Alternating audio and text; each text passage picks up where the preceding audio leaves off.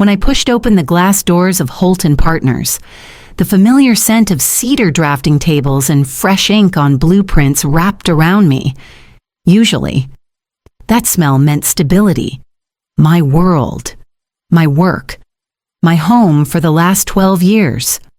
But today, the air felt charged, like a storm building above the Chicago skyline. Clusters of designers whispered near the model displays, eyes darting toward the mezzanine conference room. I caught bits of conversation straight from Ivy, his own department. No one saw this coming. "Isabella, you're back," Clara Mendez said, appearing at my side with a smile so precise it could have been laser cut. Her red nails tapped the folder she held. Perfect timing. Big news upstairs. I adjusted the strap of my portfolio bag. What news before she could answer? The conference room doors swung open. Out stepped Adrian Holt Tall, impeccably tailored. The kind of confident stride you get from knowing your name is on the building. The CEO's son, fresh from his Ivy League degree and a year-long European tour. I'd seen him around as a teenager shadowing his father. But this was different. He wasn't visiting anymore. His father beamed beside him, placing a hand on Adrian's shoulder. "I'm proud to announce Adrian will serve as our new Director of Design Innovation," the CEO said, voice carrying through the open-plan studio. "He'll help shape the future of this firm." A polite wave of applause followed. I clapped to habit more than enthusiasm. Innovation was fine, but innovation without understanding the bones of a building could sink a project before the first steel beam was set. Adrian's gaze met mine briefly. His smile was polite, detached. Then the CEO was off again, mentioning an urgent global conference and promising to return in a month. Just like that, the helm was left in new hands. Clara lingered near Adrian, leaning in to speak with the ease of someone already inside the circle. I stood there, the din of the studio returning around me, my mind turning over what I'd just witnessed. 12 years of shaping skylines. And suddenly, a new architect of the firm's future had arrived, one with my office in his line of sight. How long before his ambition collided with my hard-earned expertise? 2 days later, the studio's largest conference room was transformed into a showroom for Adrian's grand debut. Renderings lined the walls, sleek towers of glass and steel, each one reflecting the other in endless symmetry. Even the models on the table gleamed under the track lighting, as if they belonged in a museum, not on a city block. Adrian stood at the head of the table, sleeves rolled neatly to the elbow, voice carrying with the practiced ease of someone used to being heard. "This," he said, gesturing toward the largest rendering, "is the future of Holt & Partners, a unified aesthetic, minimalism, precision, transparency." He tapped the table. "Over the next year, I want to transition 75% of our active designs into this glass future style. Our clients will see us as the cutting edge of architecture." I leaned forward, my pen resting on the edge of my notebook. "Adrian, these are striking, no doubt. But transitioning active builds on that scale," I paused. "Keeping my tone even means tearing up contracts, renegotiating materials, and retraining teams midstream. That's not just risky, it's expensive, and some of our long-term clients chose us for heritage elements, not pure minimalism." A few heads around the table nodded faintly. Adrian's jaw tightened. "Sometimes you have to leave the past behind to get to the future." Clara's voice slid in smoothly from his right. "Or maybe some people are just comfortable in the past." Her gaze flicked toward me with deliberate lightness, like she was tossing out a harmless joke. I felt the shift in the room, the kind where words linger longer than they should. I didn't respond. Not here. Not now. But I saw Adrian's expression soften toward Clara's comment, as if she'd just confirmed something he already believed. The meeting wrapped with polite applause, but the air between us was heavier than glass.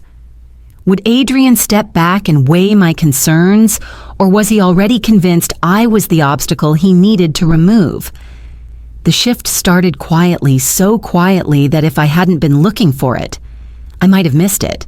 In the weekly project briefs, Clara's updates on my work were always precise and just shaded enough to change the meaning. Isabella expressed concerns about material costs, became Isabella continues to question the viability of innovation. Isabella requested structural analysis, became Isabella is hesitant to move forward. It was subtle, almost elegant, the kind of framing that could make someone seem cautious or make them seem like a roadblock, depending on who was listening, within a month. I was no longer invited to certain design review sessions. I'd walk past the mezzanine conference room and see Adrian at the head of the table. Young associates clustered around glossy renderings I hadn't even been briefed on. If I asked Clara for updates, she'd hand me a bullet point list that felt more like a press release than an actual project file. Then came the Dubai Commission, a high-profile hotel project meant to be a showpiece for the firm's expansion in the Middle East. I had no seat at the design table for it. One afternoon, I overheard two junior architects in the break area whispering about the budget. "It's already over by 20%, one said, eyes wide. "Custom glass panels from Italy. Special shipment, you know how much that costs by the end of the week." Clara presented the numbers to Adrian neat, tidy, and exactly on target. She didn't mention the rush shipping fees or the unapproved material swaps. She didn't have to. Her job wasn't to balance the budget, it was to balance Adrian's perception. I could see the cracks forming, not just in the projects, but in the way decisions were being made. The problem was, cracks in architecture don't stay hidden forever. And when the first one split wide open, I knew exactly whose name would be written in the blame. The client review for the Dubai project was held in the atrium, all glass walls and polished concrete. The kind of space designed to impress before a single word was spoken. The delegation from Al Noor Hospitality sat in a neat row, their tailored suits as crisp as their questions. Adrian led the presentation, his renderings projected onto a towering screen. The design was undeniably beautiful, sharp lines, shimmering glass, an elegance that whispered luxury in every angle. But as the structural cross-sections flashed by, something caught my eye. I leaned forward, scanning the details. The central atrium's load-bearing columns had been reduced to slimmer supports, aesthetically pleasing, but dangerously close to failing local safety codes. I waited until Adrian finished his pitch before speaking. "If I may," I said, keeping my tone professional. "These column specifications won't meet the structural requirements for a building of this scale in Dubai's climate. We're looking at potential warping under heat stress." And Adrian's head snapped toward me. "Isabella," he said, the edge in his voice slicing through the room. "This is why innovation stalls here. My team and I have accounted for every factor. Your experience is nothing next to my degree." The words landed like a dropped beam. The clients shifted uncomfortably. My own team froze mid-note. I met his gaze. Steady. Experience is what keeps buildings standing when theory meets weather and time. He didn't answer. Instead, he turned to the room. "You're dismissed, Isabella." Effective immediately, a silence deeper than any skyscraper's shadow fell over the space. I gathered my notes, each step echoing against the polished floor. As I reached the door, I caught Clara's reflection in the glass, the small, satisfied curl of her lips. The flaw in the design wasn't just in the columns, it was in the foundation of the firm itself. And now, they'd chosen to remove one of the few supports holding it up. Back in my office, the quiet felt heavier than any steel beam I'd ever specified. I packed slowly, not because I needed the time, but because after 12 years, every book, Every model, every framed award felt like part of my own blueprint. My phone buzzed with messages from headhunters. "We heard what happened. We'd love to talk." I let them go unanswered. Jumping to another firm now would feel like running from a fire without first finding the cause. By the third day, word began to trickle back through the grapevine. The Dubai project had hit a snag no, a full stop. Structural inspectors had flagged multiple violations, the same issues I'd raised in the review: load-bearing columns, wind shear tolerance, thermal expansion allowances. All of it was under question. The inspectors ordered work to halt immediately until revised plans could be approved. Contractors were already calculating delay penalties. The project's completion date slipped further with every hour. I was sipping coffee at my kitchen counter when an old colleague, Thomas, called. His voice was low, urgent. "One of the Al Noor executives called the CEO this morning, demanded to know why you weren't on the project, said they'd trusted this firm because of you." I closed my eyes, letting the bitterness settle. It wasn't satisfaction. Not yet. Too much damage had been done, to the project, to the firm's credibility. Thomas hesitated. They're saying the CEO sounded blindsided, like he had no idea the situation was this bad. I glanced at the neat boxes stacked by my front door, the sum of more than a decade's work reduced to cardboard and packing tape, somewhere in that building. My office was already being measured for someone else's desk, but even from here, I could feel the cracks spreading. And sooner or later, the man whose name was on the door would have to look down and see where they led.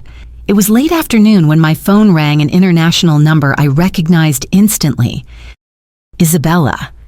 The CEO's voice came through, low but urgent, the way steel groans before it bends. I just stepped out of a meeting in Singapore. 2 projects halted, investors circling like hawks. What happened in Dubai I didn't answer right away. I wanted to hear it the moment he realized the ground under his firm was shifting. "They tell me the inspectors flagged structural flaws," he continued, "and that Al Noor's chairman called me personally to say the firm made a mistake letting you go." I let out a slow breath. I warned Adrian about those flaws during the review. He fired me in front of the client. Silence hummed on the line for a full 3 seconds. "Come back," he said finally. "Now." The old part of me, the loyal one who built her life around the work, almost said yes.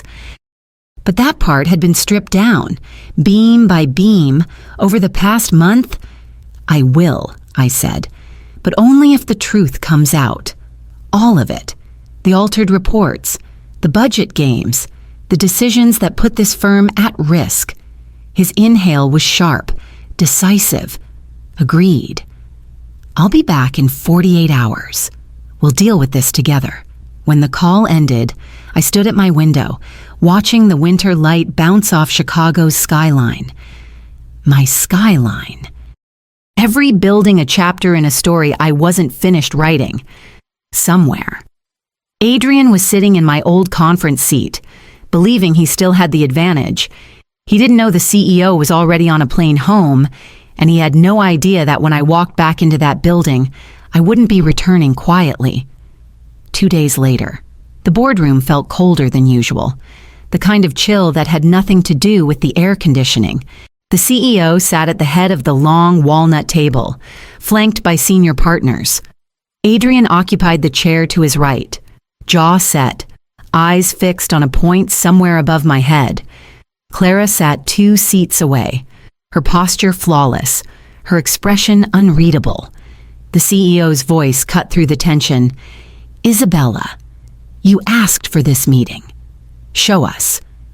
I opened my leather portfolio and began sliding documents across the table, structural analysis reports, budget sheets, and a series of internal memos.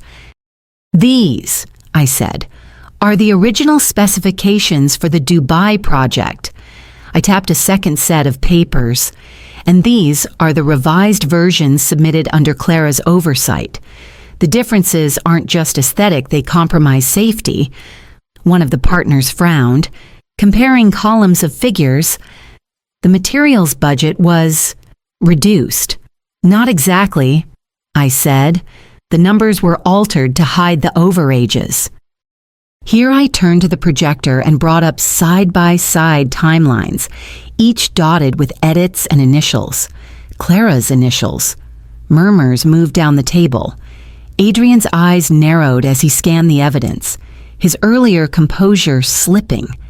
I could see the moment he realized the weight of what was in front of him and that it wasn't going away. I finished with a clipped final point. I raised these concerns during the client review instead of being addressed. They were dismissed. And the dismissal cost us a flagship project and a key client.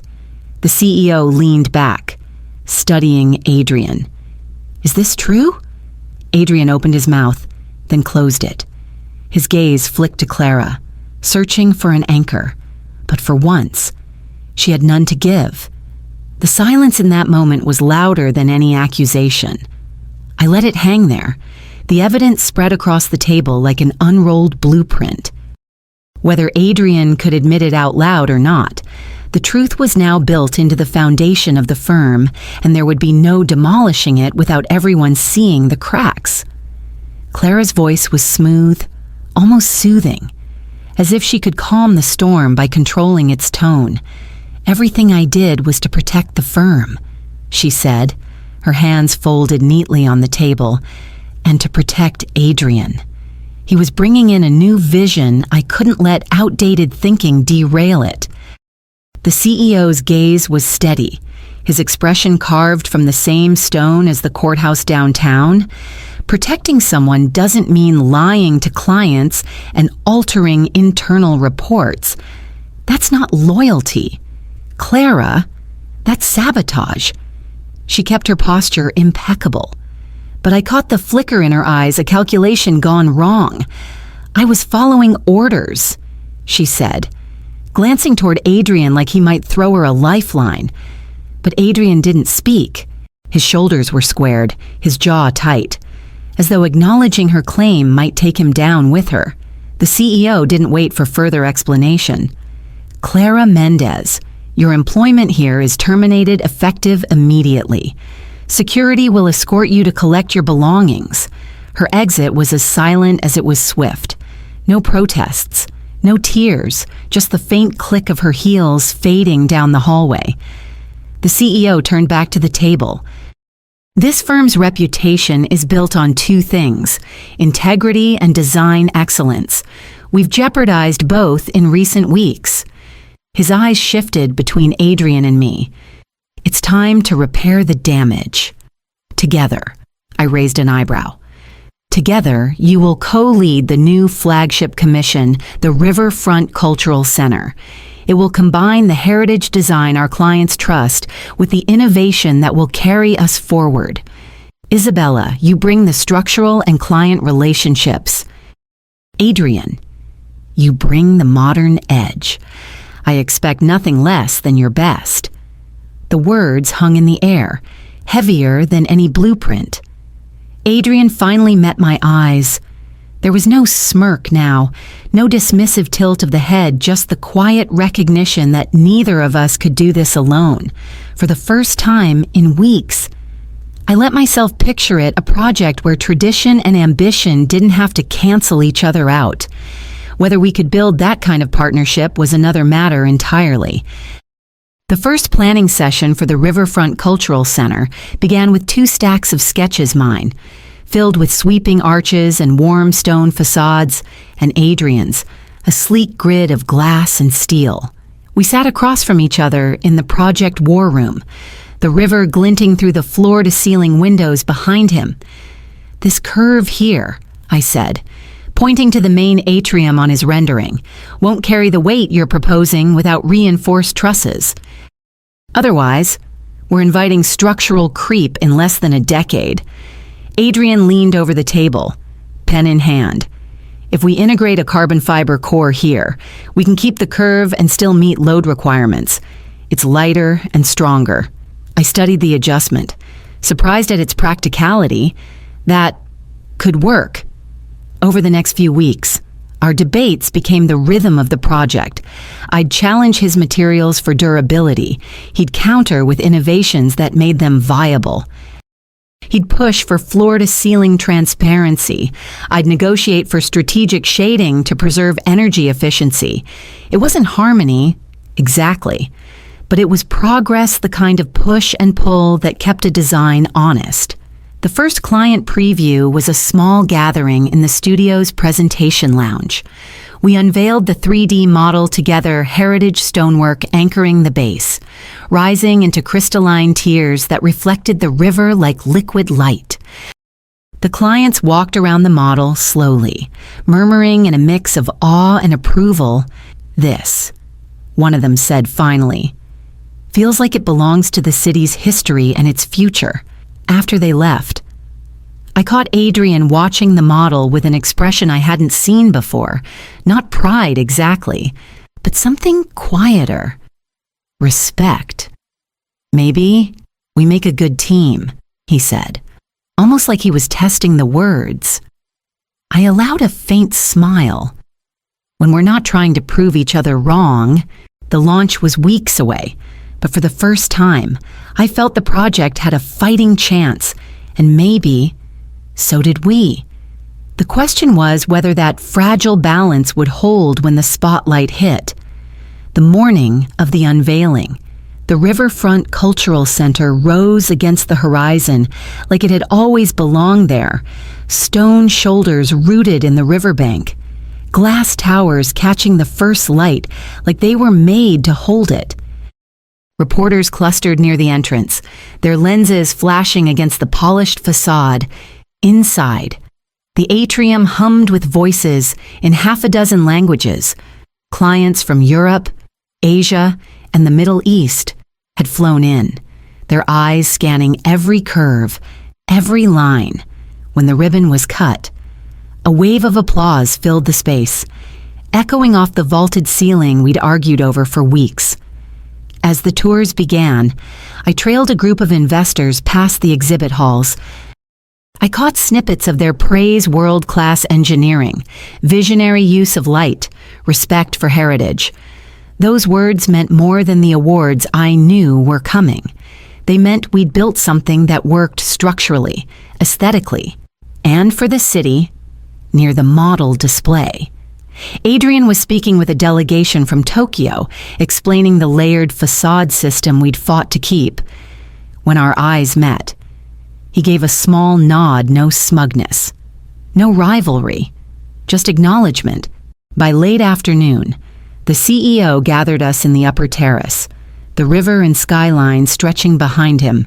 "Today," he said, "we proved that this firm's strength isn't in one vision or the other. It's in what happens when they meet." He turned to me. "Isabella, you're officially reinstated as design director." Then to Adrian, "And you'll continue as director of design innovation with the humility that comes from knowing even the most modern idea needs a solid foundation." The laughter that followed wasn't sharp this time. It was shared as the sun dipped, casting the building in gold.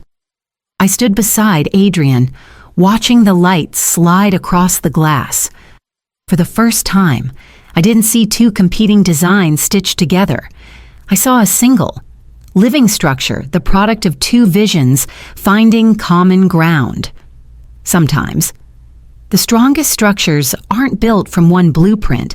They're built when two finally stand side by side,